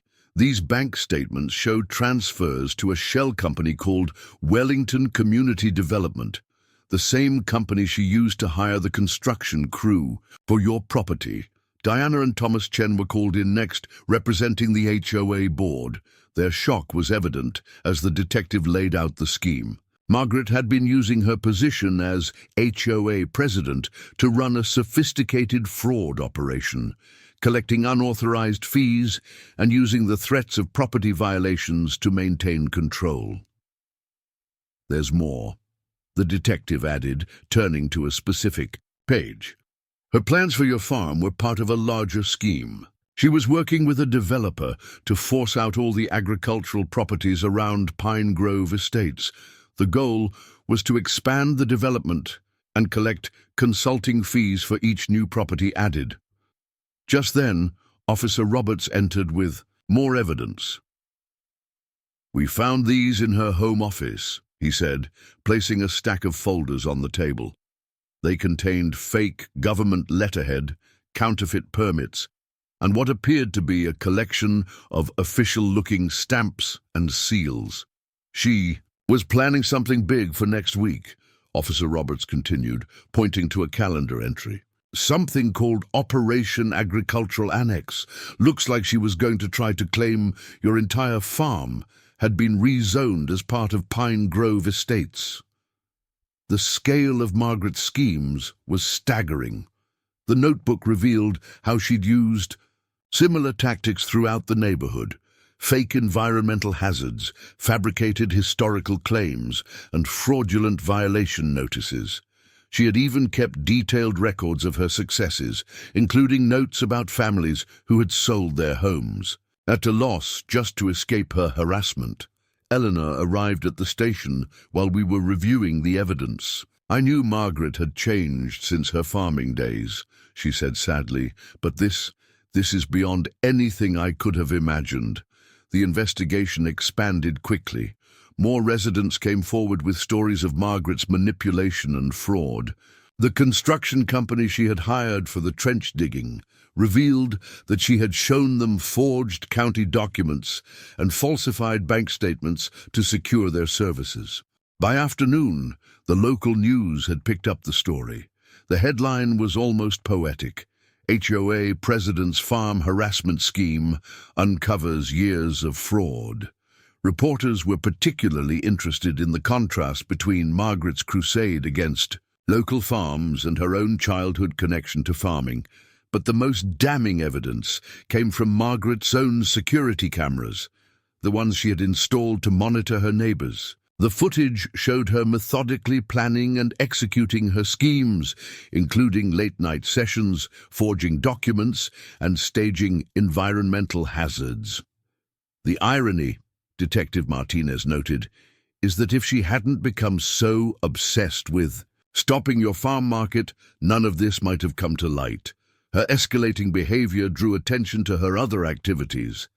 As if on cue, my phone buzzed with a text from Jim. "You're not going to believe this. Margaret just tried to hold an emergency community meeting in the county jail. She's demanding the guards recognize her authority as HOA president." The detective couldn't help but smile at that. She still doesn't get it, does she? This isn't about HOA rules anymore. We're looking at multiple felony charges: fraud, forgery, impersonating government officials, criminal property damage. Diana, who had been quietly taking notes throughout the meeting, finally spoke up. "What happens to Pine Grove Estates now? Our entire HOA structure was built around Margaret's manipulations." "That's actually something I wanted to discuss," I said, pulling out some papers of my own. "I've been talking with other local farmers about creating a true community partnership. Instead of fighting between developments and farms, we could work together. Seasonal markets, community events, educational programs. The idea seemed to spark interest. Even as we discussed possibilities, more evidence of Margaret's schemes kept arriving at the station. But her final attempt to maintain control of the situation would prove to be her most desperate and futile yet. Margaret's final stand came from the most unlikely of places, the county jail's visitor center. Somehow, she had managed to convince her lawyer to file an emergency injunction claiming that as HOA president, she had sovereign authority over all property decisions affecting Pine Grove Estates and its surrounding areas. The hearing was set for Monday morning at the county courthouse. I arrived to find an extraordinary scene. Margaret, still in her jail jumpsuit but somehow wearing designer shoes, was attempting to present herself as a community protection advocate rather than a fraud suspect. Her new lawyer, clearly uncomfortable with the situation, tried to argue that all of Margaret's actions were within her rights as HOA president. "My client was simply protecting community standards," he claimed, shuffling through his papers. "These agricultural disputes are a civil matter, not criminal." Judge Thompson, no relation to my family, listened patiently before picking up Margaret's notebook, which had been entered into evidence. "Would you consider falsifying government documents a civil matter, or running an extortion scheme, or—" She paused, adjusting her glasses. "Attempting to claim sovereign authority over property that isn't even part of your HOA?" Margaret stood up, ignoring her lawyer's attempts to quiet her. "Your Honor, you don't understand. These farms are destroying our community's prestige, our property values, your criminal enterprise?" the judge suggested dryly. Mrs. Wellington, I've reviewed the evidence. Your notebook details years of systematic fraud, forgery, and extortion. But what concerns me most is your escalating behavior regarding the Thompson farm. The judge held up photos of Margaret's various schemes, the concrete barrier, the fake hazmat suits, the trenches, the forged documents. This goes far beyond HOA overreach. You've shown a pattern of increasingly dangerous and criminal activities. Margaret's composure finally cracked completely. But the parking area, she shrieked, causing her lawyer to sink lower in his chair. He's turning our exclusive community into some kind of farming theme park, just like my grandfather's farm. All that dirt and manual labor and honest work? Eleanor's voice came from the gallery. She had been called as a witness about Margaret's farming background, like the work your grandfather took pride in, the work you used to love before you decided it wasn't sophisticated enough. Something in Margaret snapped. She pulled out one final document, a clearly forged emergency community protection order that she had somehow managed to create in jail using the prison library's computer. I hereby declare all agricultural property adjacent to Pine Grove Estates to be under emergency community protection, she announced, trying to sound official despite her jail attire, by the power vested in me as president of the bailiff. The judge interrupted tiredly. Please take Mrs. Wellington back into custody, and someone might want to review the jail's computer privileges. But Margaret wasn't finished. As the bailiff approached, she pulled out her phone, which she definitely wasn't supposed to have in court, and tried to make one final announcement. Attention all Pine Grove residents. As your president, I am implementing Emergency Protocol Delta. All members must immediately begin Phase 3 of our Community Protection Initiative. The access codes are... The bailiff gently but firmly removed the phone from her hand, cutting off what appeared to be instructions for some sort of neighborhood-wide protest against local farms. Later, we learned that she had somehow managed to email these emergency protocols to every Pine Grove resident from jail. The instructions included such gems as synchronized car parking to block farm access and coordinated garden hose deployment to create artificial flood conditions. Not a single resident participated. Instead, they forwarded the emails to the prosecutor's office as additional evidence of Margaret's ongoing schemes. The judge's ruling was comprehensive. Not only was Margaret's emergency injunction denied, but she was also barred from serving in any HOA leadership position in the future. The evidence of her years-long fraud scheme led to multiple criminal charges. As she was led back to jail, still trying to shout instructions about community protection. Protocols. Margaret caught sight of me talking with Harold and the farm support group about plans for the seasonal market. This isn't over, she called out. Just wait until you see what happens when my Community Protection Task Force implements the final... The courthouse doors closed behind her, cutting off what would turn out to be her last attempt to control the neighborhood she had terrorized for years. Diana, who had been quietly observing the proceedings, turned to me with a thoughtful expression. You know, maybe it's time for Pine Grove Estates to have a different relationship with our farming neighbors, one that doesn't involve fake hazmat suits and forged documents. The community's transformation was about to begin, but first we had to deal with one final surprise, Margaret's last-ditch effort to maintain control, even from behind bars. Margaret's final attempt to maintain control came in the form of a handwritten manifesto, smuggled out of jail through her surprisingly loyal manicurist. The 50-page document titled The Pine Grove Protection Protocols, a guide to maintaining community standards in the face of agricultural invasion, was secretly distributed to a few remaining supporters. The manifesto detailed an elaborate plan for what she called Operation Farmland Freedom, A bizarre scheme involving synchronized sprinkler systems, coordinated car alarms, and something she referred to as tactical garden gnome deployment to discourage farm market customers.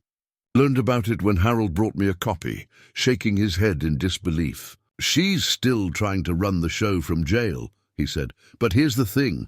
Only 3 people even considered following these protocols. Everyone else sent their copies straight to the prosecutor." The prosecutor's office was particularly interested in the section where Margaret had detailed her long-term plans for forcing out all agricultural properties around Pine Grove estates. She had even included a hand-drawn map showing how she planned to gradually expand the HOA's territory through what she called aggressive community protection initiatives. But the real transformation was already happening in Pine Grove Estates. Diana and the new HOA board had embraced the idea of community partnership with local farms. The seasonal market was set to open, and residents were actively participating in planning community events. "You know what's ironic?" Eleanor commented during a planning meeting. "Margaret's crusade against the farm actually brought the community closer to its agricultural roots than ever before." She was right. Pine Grove residents were now regularly visiting the farm, learning about sustainable agriculture, and even volunteering to help with market preparations. Several had started community garden plots in a section of my land I'd set aside for that purpose. The final nail in Margaret's control came during her sentencing hearing.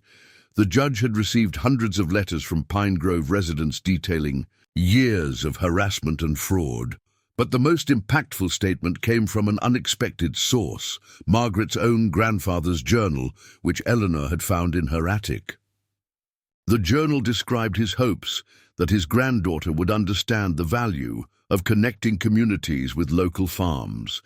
There were entries about teaching young Margaret about soil health, crop rotation, and the importance of sustainable farming. The final entry, written shortly before his passing, expressed concern about her growing disdain for agricultural work. Margaret sat stone-faced as excerpts were read in court, but her carefully maintained facade cracked when the judge announced her sentence: significant jail time, substantial fines, and a permanent injunction barring her from interfering with any agricultural properties. Furthermore, the judge added, you are prohibited from serving in any HOA leadership position or creating any form of community protection organization for the rest of your life. As she was led away, Margaret made one final declaration. You'll all regret this when your property values plummet, when your precious community becomes nothing but a farming suburb, when... Her voice faded as the courthouse doors closed, marking the end of her reign over Pine Grove Estates. The transformation of the community was remarkable. The farm market opened to huge success, drawing visitors from across the county. Pine Grove residents proudly gave tours of the historic Oak Grove, sharing its genuine agricultural heritage rather than Margaret's fabricated stories. Property values did change. They went up significantly. Real estate agents started advertising proximity to the organic farm market as a premium feature. 3 new houses in Pine Grove sold above asking price specifically because of the farm connection. The Community Farm Support Group evolved into a formal partnership between Pine Grove estates and local farmers. Seasonal events, educational programs, and community gardens became regular features of neighborhood life. Jim summed it up best during our first harvest festival, which was held in the parking area Margaret had tried so hard to prevent. You know what's funny?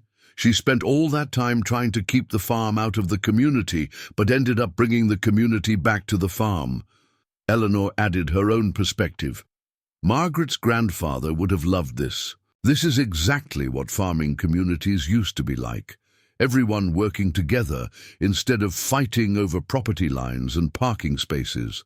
The final touch of irony came when Pine Grove Estates officially changed its slogan from an exclusive, gated community to a sustainable community partnership. The new sign was installed right next to my farm market parking area, the very spot where Margaret had once staged her protests. As for Margaret's Mercedes, it was eventually sold at auction to help pay her fines. The buyer, a local farmer who converted it to run on biodiesel made from recycled vegetable oil. It now makes deliveries for the farm market, a shiny reminder that sometimes the best revenge is simply letting your adversary's plans backfire spectacularly. And that dangerous parking area that started it all, it's now usually full of Pine Grove residents' cars, their owners inside the market, buying fresh produce or attending community events. Turns out Margaret was right about one thing. The farm did change the community, just not in the way she expected. Up next, you've got two more standout stories right on your screen. If this one hit the mark, you won't want to pass these up. Just click and check them out.